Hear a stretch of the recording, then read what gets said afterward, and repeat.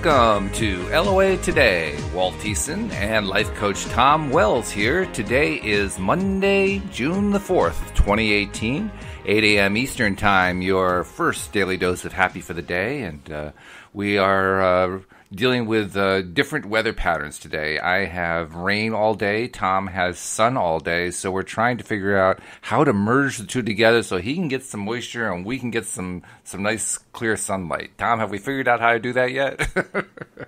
Well, yeah, it's called geoengineering, and a lot of people are really afraid of that. I don't really look into it that much, but they're afraid that too many people are manipulating the environment.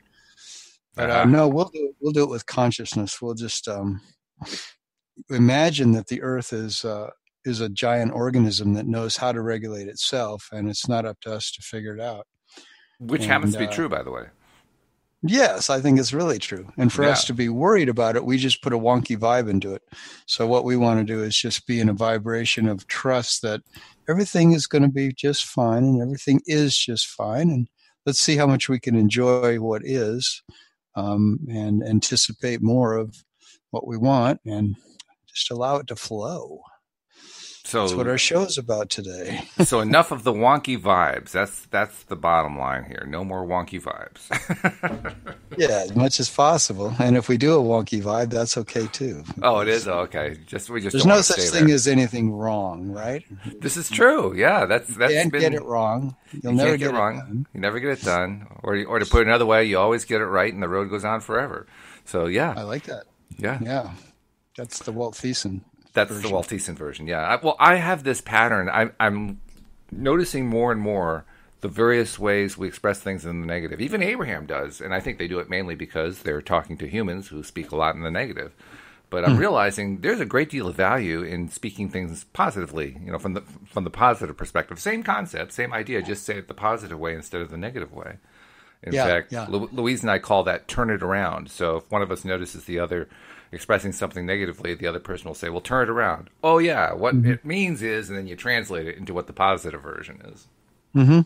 And there's, go ahead. No, I was just going to say, and I find that when we do that, it feels better. It's a better feeling place. I mean, it's still the same idea. And, I mean, the way Abraham, for instance, expressed that phrase, you can't get it wrong, you'll never get it done. That's still a positive phrase for the most part. But when you turn it into, you can't, you're always right and the road goes on forever, it feels even better. That's what I find. When I turn whatever the phrase is into positive, it feels even better. So that's why I've got this policy going. So anyway, what were you going to say? Well, I had an experience with talking with somebody this weekend where they were expressing themselves, telling me a story about what happened to a friend of theirs, but they were doing it in a way that I felt was bothering me because it was telling me a lot of details about the negative aspects of the situation. And this person was wanting to do it in a way to say that, well, this is what's happening. This is my friend is going through this and I'm telling you about it. But I was saying to her how this is hard for me to hear because it is so kind of like negative story. It's a sad story. It's a upsetting story, and to hear all the different details of it, seems a bit burdensome to me. Because isn't there a way to talk about this situation where it seems that you're taking a tack of what's the possibly uplifting and soothing solution to this person's situation rather than what are all the bad aspects of it and how deep and ingrained and really troublesome are those negative aspects. And this person felt like that I was sort of dissing her, like in a way making her wrong for simply repeating the facts of the situation, you might say. Mm-hmm. And I said, but the way we say things makes a huge difference as to how those facts are unfolding. And it makes a huge difference as to the vibration you're broadcasting into the world. And, but she sort of took offense to it as if it was, crippling to her relationship to me, for me to point out that I didn't want to hear the negative aspects of the story. I know what you so that mean. it's the Yeah. same sort of thing, which is Yeah. what is your focus doing to the situation and to you and to me, and is there another way to tell this story, another way to focus on it that could be very helpful in the sense of you're expressing compassion for that person and you're expressing, well, how would you like to see the energy flow in a better feeling way?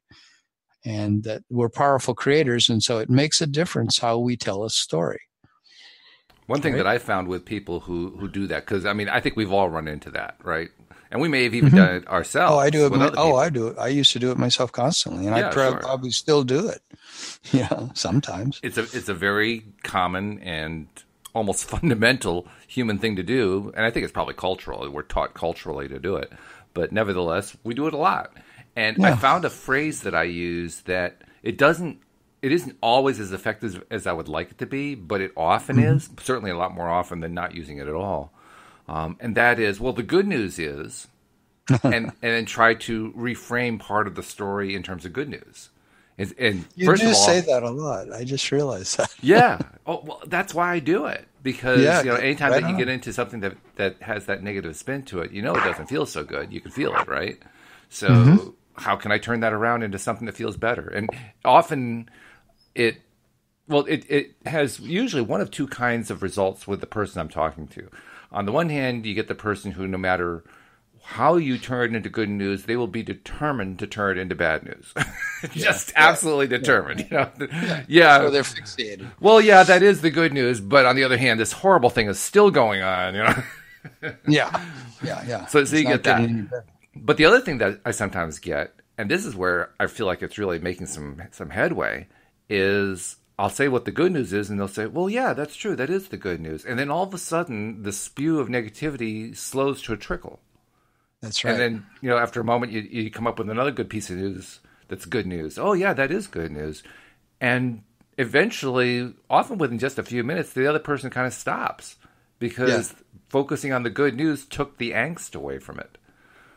So it can actually work either way. I think it just depends on how receptive the person that you're talking with feels at that particular time. If they're receptive to any degree at all, focusing on the good news is actually going to help derail them from the negative spin they're on. Yeah, that's really beautiful. That's actually what happened was, I felt, was that when I saw this person later in the day, she kept pointing out to me when I would be telling a story that wasn't very positive about something. And she would say, what's a better feeling story you could tell about that?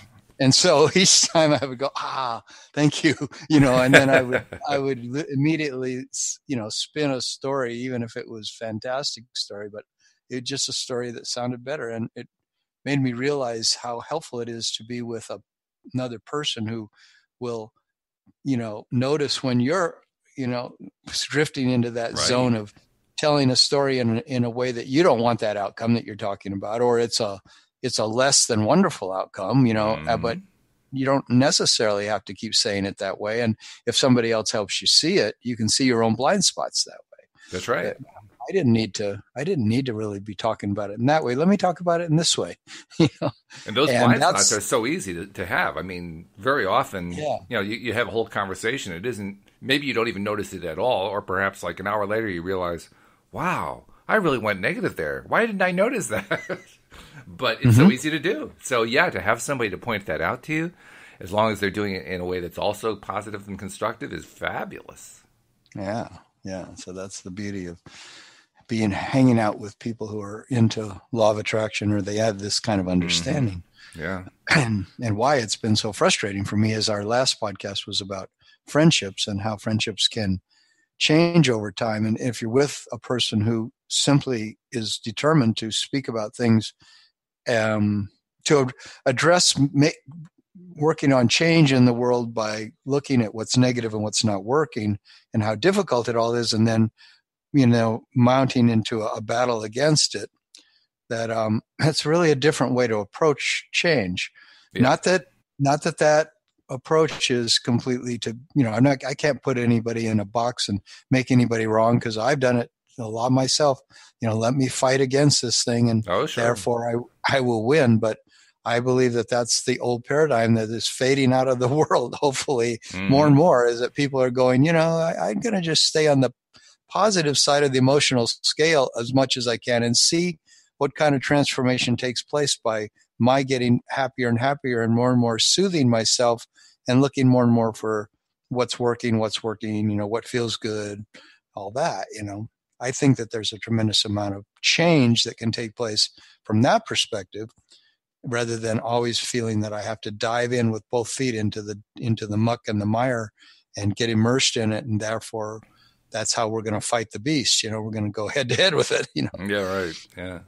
But yeah, you're in the vibration of the problem and the beasts. You're gonna vibrate with a lot of that, and it's going to be a fight, and could get pretty bloody. Plus, there's a lot to be said for pursuing topics and interests that you like, that have, when you approach them in a very positive way, and a way that produces very positive results. In other words, deliberate creation, right? Yeah. And an example of that, excuse me, last week I started putting out there that I'm looking for just listeners and ordinary people who want to share their law of attraction stories, similar to the book we just put out with all the coaches telling their stories. Mm-hmm. And over the weekend, I started reaching out on social media looking for people who had success stories. I actually did some searching for them and found some, and I've already found a couple of people who are willing and interested in sharing their stories. So, that's great. The second book is already underway in a sense, and that activity of just reaching out to do something that is all about the positive feels really good. That's a wonderful way to approach a project like that. Well, that's the best part about doing a project like this, because it's an all-positive project anyway. I mean, anytime that you're telling a law of attraction story, unless it's possible to have a law of attraction story for sure that has a negative spin to it, because if you focus on negative, you tend to attract negative. So certainly that is possible to do. But my tendency is to want to find the positive stories, and most people want to tell the positive stories, as it turns out. Even if they don't have it available, that's what they really want to do. They want to tell the positive story. So from the get-go that, for the most part, when you're putting out there, I want law of attraction stories, people are going to be coming back to you with positive law of attraction stories. Well, that gets you in a good frame of mind, just knowing you're going to get good stuff coming back to you. It gets you into a very positive frame. So, I mean, I didn't spend a lot of time on it, but the time I spent on it felt really good. Really, really That's good. wonderful. Yeah. That's how, when I created these dances I created here in Boulder, Colorado, I did them with this understanding within myself that if this isn't fun, every step of the way, I'm not doing it, And so, as I would be creating all the iTunes playlists and looking for the music, and, I could run into frustrating obstacles at times, and I would back away and say, okay, how could I imagine this and do this in a way that feels good to me, and it feels fun, it feels enlivening. And invariably, it would take me back to enjoying the music that I was creating, because really, why am I putting on a dance with amazing music from all over the world? Is because I want to, turn people onto this amazing music, and I want to have a blast listening to it and creating a playlist that is fantastic, Sure. And so the more I just was in that headspace, and then I brought that into the marketing aspect of it. I'm going to go out and I'm going to put things all over the CU campus in Boulder and all over the other college campus here. And I'm going to, go to all these really cool restaurants, and I'm going to leave postcard flyers and go to the local theater and all these places so that people find out about the dance, and, and put ads in that have fantastic images in the ads, because the thing was called Dancing Awake Your Indigenous Soul. So I had all these really cool pictures of indigenous dancers and things. But it was all in all, it was a pretty dang fun thing to do. And of course, the dance itself was fantastic. Sure. And I just love to dance. So these were 2-hour long freestyle conscious dancing. And so, to do projects that way, it's amazing. That would be a cool name of a book. Your All Positive Project, or Creating All Positive Projects, by Walt Thiessen. It could be like an amazing. By Tom Wells, actually. Well, Tom Wells, yes, of course. Tom is becoming very famous. There you go. The thing I love about what we've been talking about is not only does it feel good, but they are both examples both what you were talking about and what I was talking about are examples of taking inspired, deliberate action that is inspired by the positive thing we're focusing on. For instance, when I was focused on the idea of doing the second book, as soon as I got the idea of putting it out on the podcast, I started putting it out on the podcast. And by the way, I don't want to miss an opportunity. So, listeners, especially if you're a new listener, by the way, I want you to subscribe. We want you to subscribe because we're finding that when people subscribe, they're listening to a lot of episodes, and they listen to a lot of episodes every month because they're good episodes. They give them that daily dose of happy. That's the whole point of it. All the instructions are right on the homepage at loatoday.net. So just go there to subscribe, and then make sure you share with friends that you subscribe so that they know about it too. But once you're a subscriber, or even before you're a subscriber, if you have anything that has happened in your life where you deliberately tried to apply the law of attraction, leverage it to your benefit, and you produced a result that you felt really, really good about, and you want to share the story in some way, you don't have to write the story. Just contact us. Contact me through the website contact page, or send me an email at walt@loatoday.net, or even to our general stories@loatoday.net email addresses. But whatever way you want to contact us, contact us. You can even go to the Facebook page, LOA Today, on the Facebook. But whatever method you use to contact us, just contact us. And I'll set up a time with you where we can do either a phone conversation or a Skype call or a Zoom call or something like that, depending on where you're located. And I will just capture all the details, and I'll write the story. I'll tell your story for you. And my goal is to get 30 stories put together, a month's worth of stories, in other words. The idea is to have a reader that you can read one story a day. And once I have that collection of 30 stories, we're going to do another book. So, don't want you to miss the opportunity. Please do contact me, because it's not like you're going to have to write any of it. All you'll do is just tell me about it. I'll write the story up. And people would love to hear your story. That's what we're getting from the first book. People are loving reading stories of people who had experiences where they attracted what they wanted most and got it, and all the good stuff that comes with that. People are enjoying that a lot. So why not let people enjoy your story too? Nice. Yeah. And their name will be mentioned? If that's up to them. That's a good point. It's up to them. If you want to use your real name, I'll use your real name in the story. If you want me to use a pseudonym for you, I'll use a pseudonym. The story is the important part anyway. And, if you want your privacy protected, I totally understand that. So be glad to protect your privacy. All we have to do is just change your name. So if your name is Joanne, we'll call you Deborah, or, whatever. We'll just, give you a different name, different location, whatever it takes to make it as private as possible. Mm-hmm. Sweet. Yeah. So what are we talking about for a topic today, Tom? Well, we've kind of been talking about it already. It's the topic of experiencing your life and what is calling you. And if there's this thing that's called a Kundalini awakening, which my understanding that's come out of India over many, many, many centuries. This practice of awakening what's considered you might say in image terms, to be like a coiled snake that lives at the base of the spine, and that when this snake is actually awakened, this energy in the body, it moves up the spine, and it eventually comes into the head, and it's a massive life-transforming event. For a lot of people, they're never the same after they have this Kundalini awakening. It affects the heart. It affects, all the chakras, you might say. All the energy centers of the body are affected as this energy moves up the spine. And I know in Taoism, in the Chinese traditions, they talk about this in essentially the same thing, from what I can tell, as moving the qi up the spine, and that they believe that a lot of that is centered in what's called the dantian, this place that's right in between the navel, right just several inches below the navel.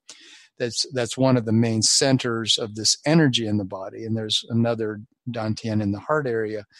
But I've been fascinated with all this stuff for the last year or so because, I had a really good friend who had a Kundalini awakening that happened to him when he was probably just in his 30s or maybe even his 20s. But it so affected his life that you might say, destabilized his entire life experience for years on end, because he didn't know what had happened, and he couldn't reckon with the energy that was in his body and how it affected his sleep and his eating and his moods, and everything was being vastly affected by the fact that there was this thing alive in him, this energy that was just beyond his control.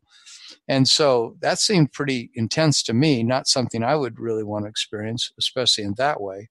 But then I've also heard that when this energy awakens in a person's body, that it can be so enlightening and so illuminating that it's associated with enlightenment. You're literally understanding, well, what I'm doing here in a human body, it becomes vastly informed by this concentrated, amazing energy that you could call source itself, that is electrically, you might say, stimulating the whole body and mind and heart in such a way that it is incredibly life transforming in beautiful ways when it is happening in a controlled way, you might say, and it's unfolding in a way that the person who's the recipient of it, who's allowing it to happen, is able to, you might say, regulate how that energy is unfolding. It sounds like it could be both scary on the one hand and exciting on the other hand, and it sounds like it would be the same experience. It's just how you perceived it. Mm-hmm. And I was looking up, what Abraham has to say about it, and I listened to several episodes, and they tend to explain it as, this is fine if you want to pursue this, but recognize the fact that this source energy is in every one of the trillions of cells in your body every second, and it's never not active in you. And the thing is whether or not you have this longing to experience it in these different ways. And that is normal, that we, as conscious creators, we'd like to expand our ability to receive this beautiful energy and to let it inform our activities and our actions and our words and everything. We want to be filled with this beautiful love, this wonderful thing that creates this whole universe. But they do put a whole lot of emphasis on the fact that it's similar to pursuing a drug experience or drinking alcohol or other experiences where you want to be over the top, but are you ready for it? So their main thing they're saying is, if you're going to pursue things like this, be in a place where you're open to you have to be receptive as you are for what you're asking for. In other words, the asking can be really a big longing that somebody wants to just be enlightened. They just want to know, what the heck am I doing here? And the reason that I made this a topic today is because it's such a big issue in my life, because I've always wanted to know the answers to the bigger questions. What is this really all about, and how can I get to the meat of it, to the essence of it, as quickly as possible? And yet my life, I've never had that many mystical experiences, what you might call a mystical experience. And so I have this longing, I've always had this longing that I want more mystical experience, but yet I've had this nice, slow, gradual unfolding of my consciousness that's gone on over the last 50 years that I'm really happy with. I'm very happy to be who I am and where I'm at in my life. But there's this longing in there to want to experience, more fulfillment and more adventures in the world of cosmic consciousness, you might say, So that's why I thought it was an interesting topic, because there may be other people in our audience who also have deep longing for knowing themselves in an infinite way, in this transcendent way, where they see, I really see how I'm infinite consciousness now. It's really obvious to me. When a person does certain plant drug experiences like ayahuasca or peyote, or even when they do DMT, which is a synthesized thing, or psilocybin, they have these experiences that are life altering, that some people are never the same from the time that they do those substances, those plant medicines. And so I feel like it's something worth looking at a little bit. What's that all about? Are these other realms, or is this just in us all the time? I remember in my youth experimenting like many people do in their youth and trying stuff like that. And I guess everybody will come to different conclusions. For myself, the conclusion I came to was I really don't want to use any kind of mind-altering drug in order to get myself into some kind of better connection with source energy. I'd rather learn to do it directly without, from my perspective, doing it with a drug is like using a crutch. I don't want to learn to walk using a crutch. I want to learn to walk, period. And then when I learn to walk, and I've learned to walk, then I want to learn to run. I want to be able to do it myself just because I can do it. But I know there are other people who, they love the idea of using a substance like that. I don't know. I guess it just varies from person to person. It does. But this Kundalini thing is not about using a drug. It's about just simply saying, well, what is the potential of, like, why would a person do meditation or not do meditation? Well, meditation could be said, to be used just to have stability and inner peace and greater focus in your life, and to take your mind off your problems and worries and let yourself be in this place where you're not consciously pursuing your thoughts. You're pursuing more like, well, what's my heart telling me? What's my intuition telling me? What's my soul want for me today? And that's why I do meditation every day. I want to tap into that. So that's a very organic, natural process. So Kundalini is an awakening of more of the same of that. And the question is, if we go after awakening more and more of this dormant energy that lives within us, what's that like? And is it necessary? And like you say, it's a very personal choice. But these things exist, these things exist in us. And if a person's on an infinite journey, as I feel like I am, then I want to know, and I want to experience what's possible. And the interesting thing is that I notice with Abraham, they say, but the real thing is that this whole world is actually a Kundalini experience, you might say. And as my friend who's had a Kundalini awakening always says, this whole world is Kundalini. It's all this magic energy of source. And so when we look at the 3D reality, we're actually looking at source manifesting, And you should maybe read that thing you were reading before we got on the podcast, because I think from the universe. Yeah, it's really relevant to this conversation. Let me see if I can find that. Yeah. Of course, it'll take me a moment to get the email open because I wasn't anticipating this. I normally would have all this stuff like ready, ready to go. It's like, I forgot about it. I should have told you that I was curious. You're gonna call that? Yeah, well, that's all right. I just have to find it. I mean, the good news is that I file all these. I mean, I literally have every note from the universe that I received since I first subscribed to it. I'm not sure exactly what the count is, but it's a lot.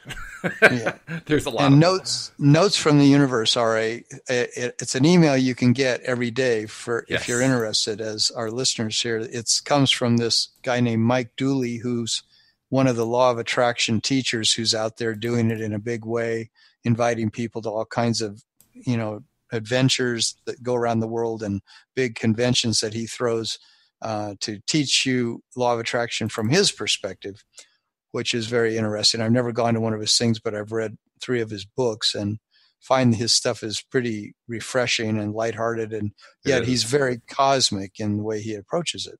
Yeah, Mike's best known for being one of the presenters in The Secret. He's the one who talks about thoughts become things. So that if you've seen The Secret, you know which guy we're talking about. But yeah, I found the email. Here's what it says today. And normally these are actually fairly short. Usually it's like, 2 or 3 sentences. This one's like 5, 6, 7 sentences, something like that. It says, can you imagine an astral plane somewhere out there where very old souls rendezvous to practice and perfect their most highly developed manifestation techniques? A members-only kind of place where whatever they think about comes to life in the most vivid colors and sounds, and as the most intricate plots and circumstances, where the only limits that exist lie in their ability to imagine what they've never before imagined, and move with it in anticipation of its physical expression, and best of all, Being astral, no harm can come to them. They're completely untouchable. Nothing is real, yet everything matters. And there can be infinite gains in terms of insight and fun, yet no losses since everything is illusory. Actually, the scariest thing that can happen is that they temporarily become so entranced by their creations, they completely forget who they are, where they are, and how powerful they really are. Yep, it's exactly like this astral plane. To your point.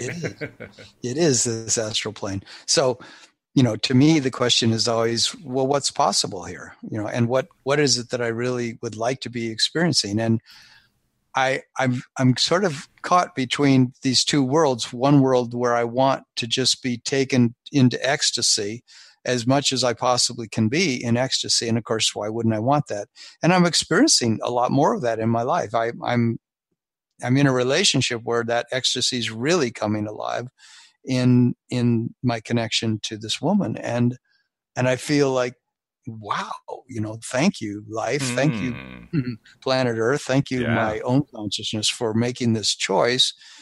And in every other aspect of my life, like I'm creating a group coaching program I'm going to be offering to the public. And I want it to also explore this realm of what's possible for us here to experience. And people have been asking this for centuries and centuries and centuries. And oh, sure.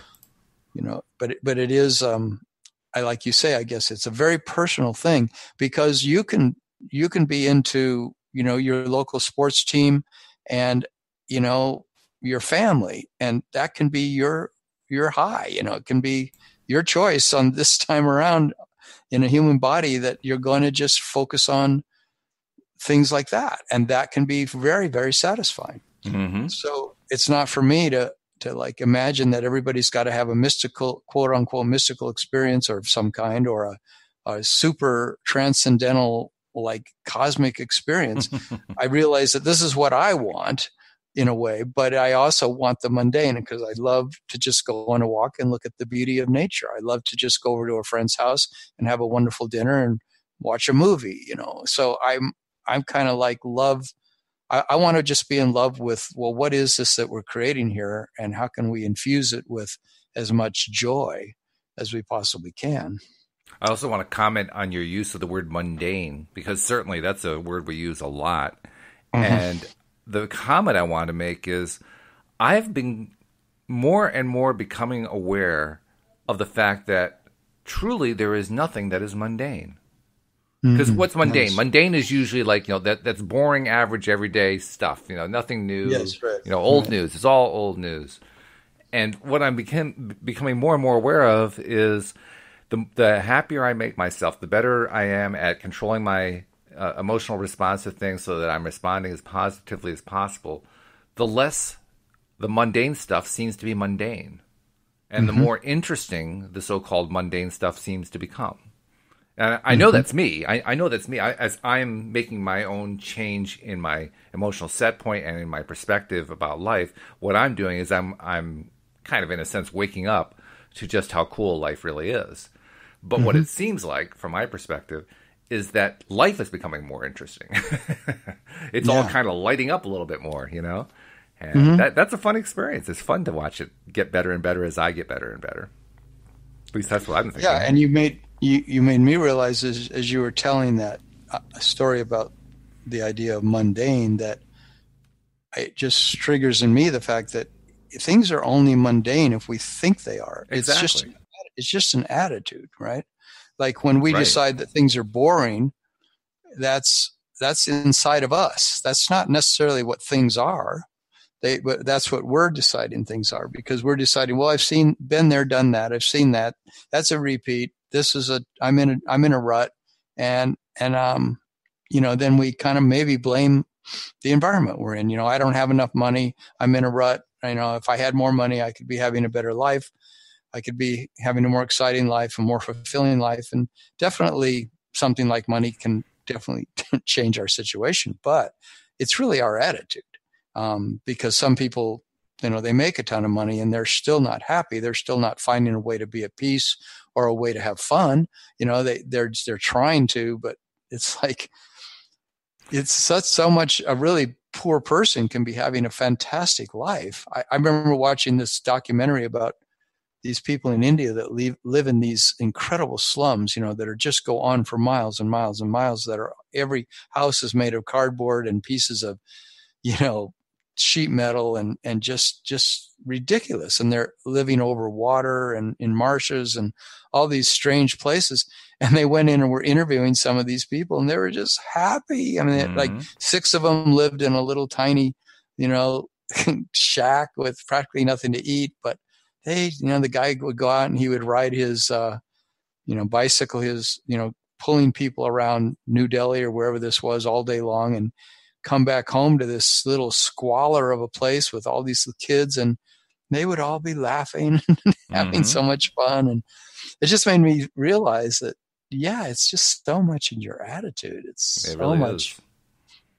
But to have, go ahead. I was just going to say that the thing that I've been noticing, and this kind of ties into whether or not something is mundane, is as my attitude shifts, I become, how do I want to express this?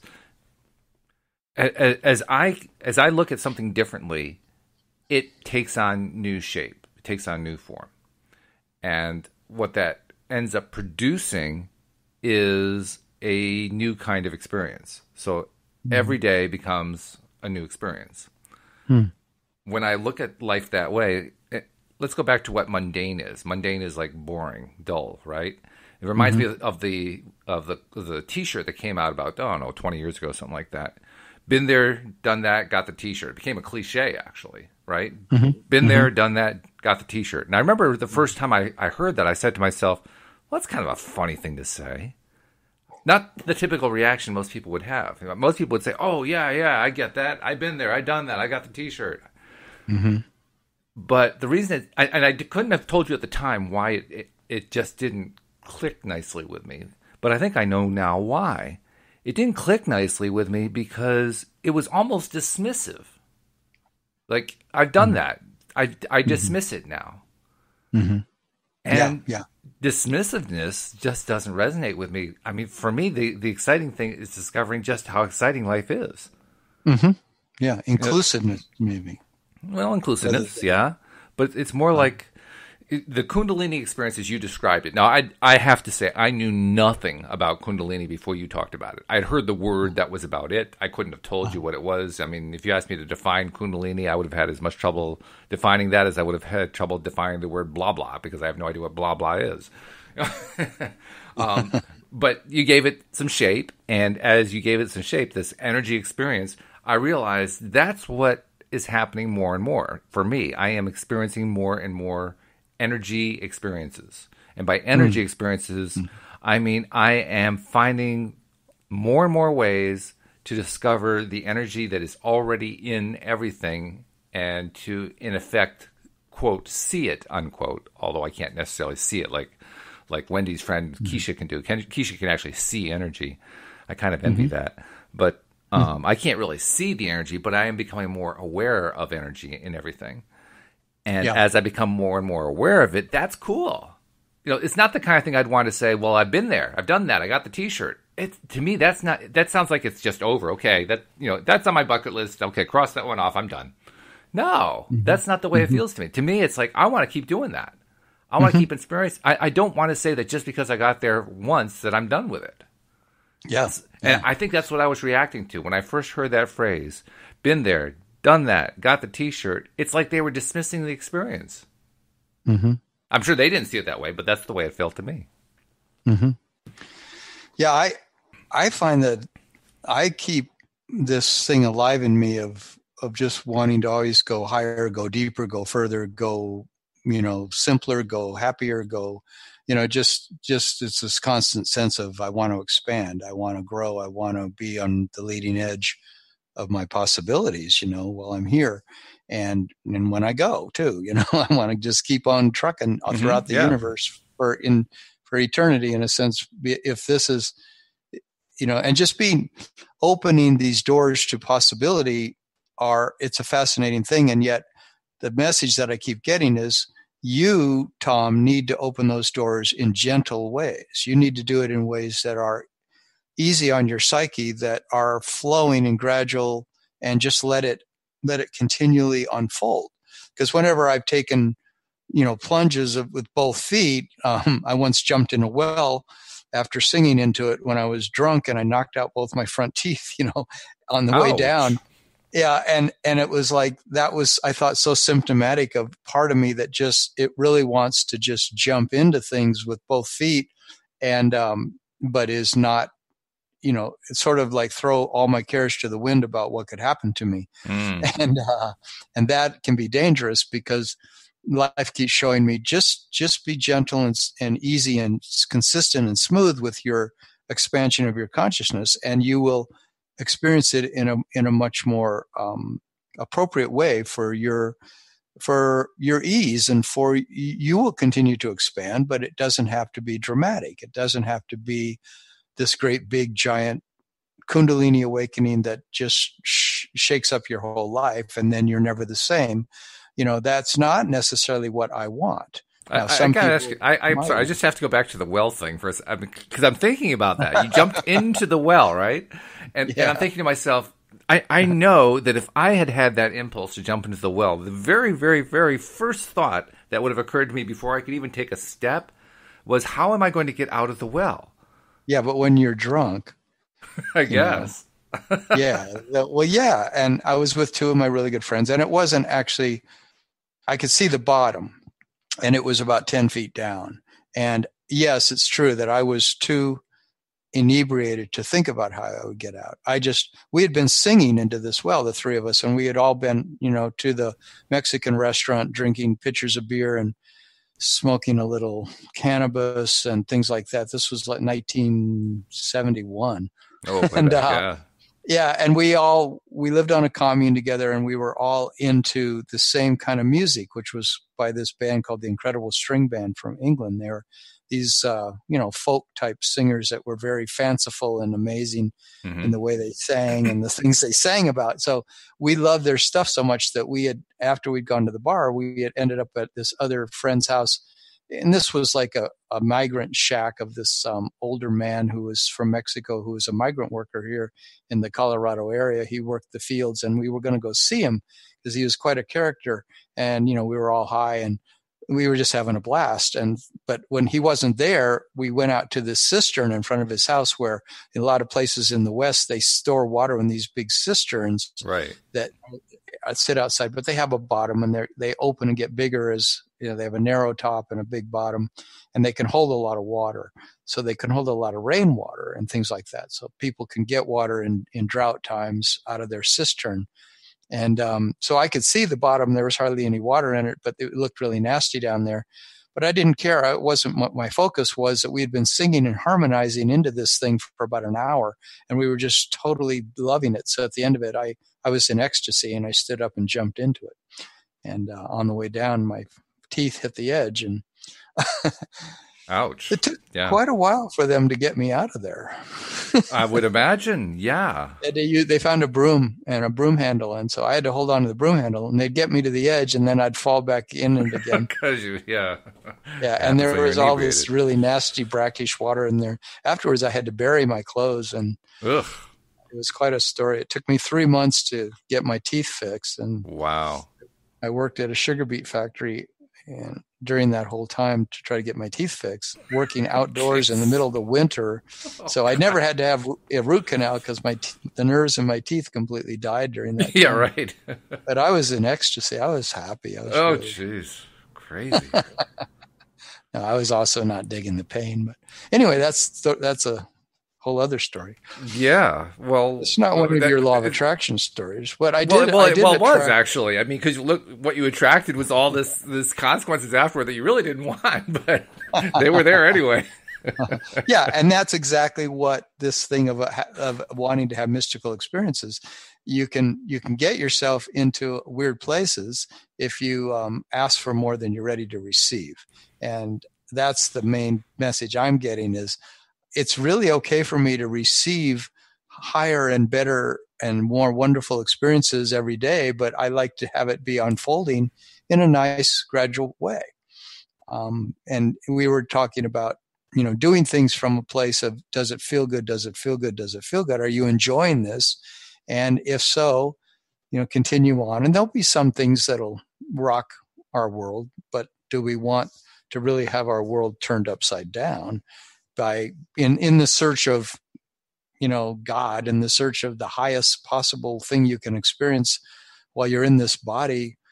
How much do you want to pursue that with reckless abandon, and how much do you want to just trust that, hey, source is on the job, source is unfolding for me the most wonderful life? And yes, there are mystical experiences out there, but really what I want to experience is the gradual unfolding of my consciousness, and not something that is so radical that it makes me, upsets my whole life. Yeah, I mean, because I would agree with that strongly. I don't understand why anyone would want to have a mystical experience that knocks their teeth out. That to me is that's not a mystical experience. That's a 2x4 experience to the side of the head, or perhaps to the front of the head. I mean, no, thank you. That's not really what I had in mind. I suppose anything is a mystical experience, but using your terminology, I'd rather have what that's a little more gradual and enjoyable than that one. Yeah. That comes down to the thing of like, well, what is this physical? We'll be talking about that before, reading that thing from Mike Dooley. This world already a mystical experience, and we're just needing to have more appreciation for it. And that's why, with so much of my work with clients, it seems like practically the main work we do is developing the muscle of appreciation. Yeah. The more a person relaxes about the things they have angst about and just replaces that with appreciation, the more the doors just start to open on all these different possibilities. And these things that they want, if it is something transcendent and completely what you could say mystical or wonderful in the realm of ecstasy and bliss that's uncalculated, the bliss is so fantastic. Well, those things will come to us sometimes just by doing the quote unquote mundane aspects of our life. Yeah. But having this expectation that source has got my back, and source is going to, if I have it asking for it, I've put out my asking already. I don't have to keep asking for it. I can just trust all this will come to me. It's all unfolding in its own perfect timing. And I know my friend who has had a lot of Kundalini experiences, and she is in ecstasy a lot. And she's probably the consistently happiest person I've ever met in my life in terms of just pure joy that lives in her heart. Wow. And she's had a Kundalini awakening when she was really, really young. And I feel like that's a great thing to be exposed to. And it really opens my heart to want to have that experience. But I realize that I have to just allow that to unfold. And she keeps saying to me, it's just there already. Just know that it's already at work. It's going to be fine. Does she know what triggers it? I mean, in her own experience, is there a particular trigger, or does it happen unexpectedly? How does it happen with her? It happens by certain triggers, but it happens sometimes sort of unexpectedly. I think she's much more in control of it than ever was at previous times in her life, where it just was extremely mind-blowing to her. In fact, she's writing a whole book about how extremely mind-blowing it was to her at times in her life to experience the fire of it. The literally the transforming nature of it was so powerful that, yes, it rocked her whole world in ways that I suppose could have said she never would have chosen, or maybe she would say she would have chosen. Obviously, according to my understanding, she did choose. We all are choosing the experiences we're having on one level, one way or the other. So anything that's showing up in our life, it's what we're asking for. So in a way, it's be careful what we ask for. She's even said that to me. Right. Be careful what you ask for.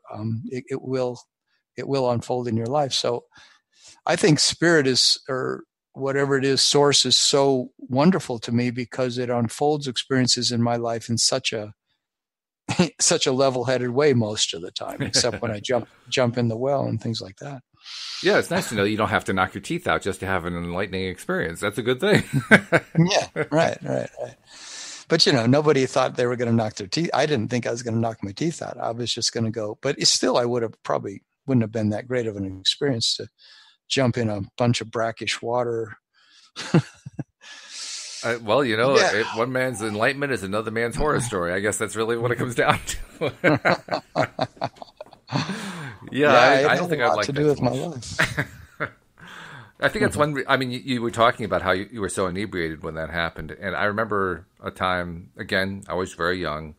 I was into almost everything, and there was one night where my friends and I were out drinking and carrying on and so forth. It was dead of winter in upstate New York.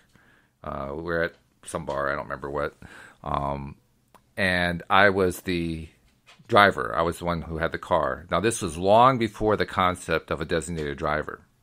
So none of us were alcohol-free that night.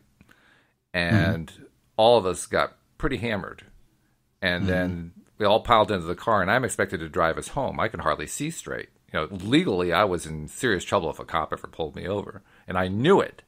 And I was really pissed at my friends because they'd put me into this terrible position. Had they put me in the position? Of course not. I'd put myself in the position. But nevertheless, my attitude at the time was, well, they put me in this terrible position, and I'm supposed to get us home and so forth.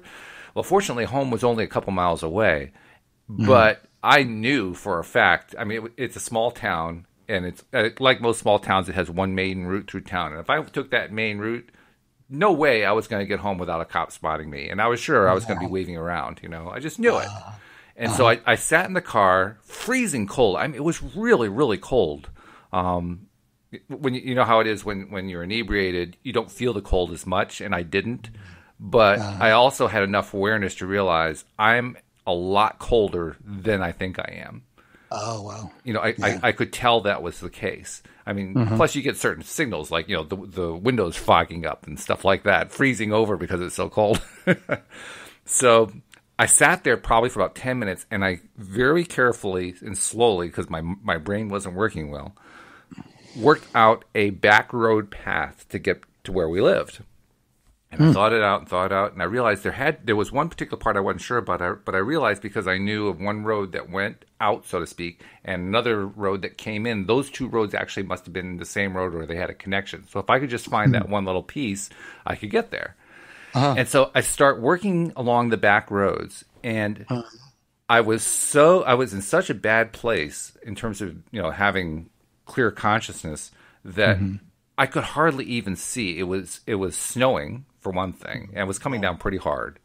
And when you're not seeing well, the lights bouncing off things in funny ways, and there was one particular place there where it was a rather narrow road, and there are parked cars on both sides, and I'm going at like 2 miles an hour, really, really slowly, trying to work my way through without hitting anything. And I know I'm weaving back and forth, and I'm saying, oh my God, this is a nightmare. But I finally get to the point where I can make my turn, and I work my way through that back road system and got us home safely. And the next morning, I remember waking up. Well, actually, I don't think we woke up in the morning. I think we woke up in the afternoon. But the next time I saw my friends, I chewed them out. I lit into them, and they were wondering, what on earth is he going on about? Because they had no idea what had happened. They were just out like a light in the back seat, Yeah. It was all on you. It was all on me. I was so upset about it. I think that probably made more of an impact in terms of me wanting to give up all of that chemical experience stuff than anything else, just because I was so upset that night. Well, that's what you created, that experience of that upset, so that you could say to yourself, I don't want to do this. This is not good for me, or something. Yeah. It did take me about 30 years after that before I realized that I had created that experience. I didn't know that at first. I didn't know that at second either. It took a long time before I realized I created that experience. And I kind of carried that for the longest time, like, oh, well, geez, my friends didn't do me any favors that night. Man, it's so different for every person, like you said. It's such a personal thing.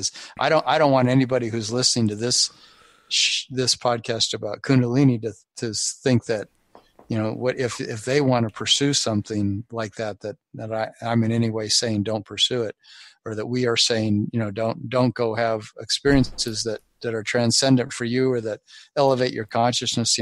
Quite the opposite. Like have those experiences, but do it in a way that you feel good about it, that you feel Exactly. like you're staying in alignment. It's like sometimes we go out of alignment to get back into alignment. Like you say, get hit with a 2x4 in order to get your cosmic Right. experience, but you don't need to have it that way. That life will unfold it for each of us in a really wonderful way if we are intent on staying in that beauty, staying in that alignment with our higher source self. That there's tremendous amount of help from the universe and grace that'll enable our life to unfold and unfold and unfold and unfold. And we can have unlimited ecstasy, I believe. It's just that let it unfold as natural as the way the leaves come on the tree in the springtime. It's a natural, beautiful process, but it changes that entire tree. That tree is a completely different animal than when it was going through the winter.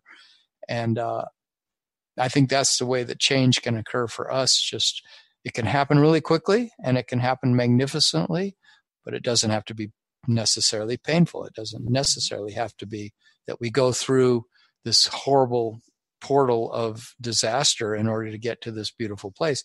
Sometimes that does happen, obviously. And there's tons of stories in mythology and all over the world of, that you can't get to ecstasy till you pay the price to the underworld. You've got to just, it's like Dante's Inferno, or something. You've got to descend into the underworld in order to be able to go to the upper world. And I don't know, like what that really means. So don't take me as an authority on this.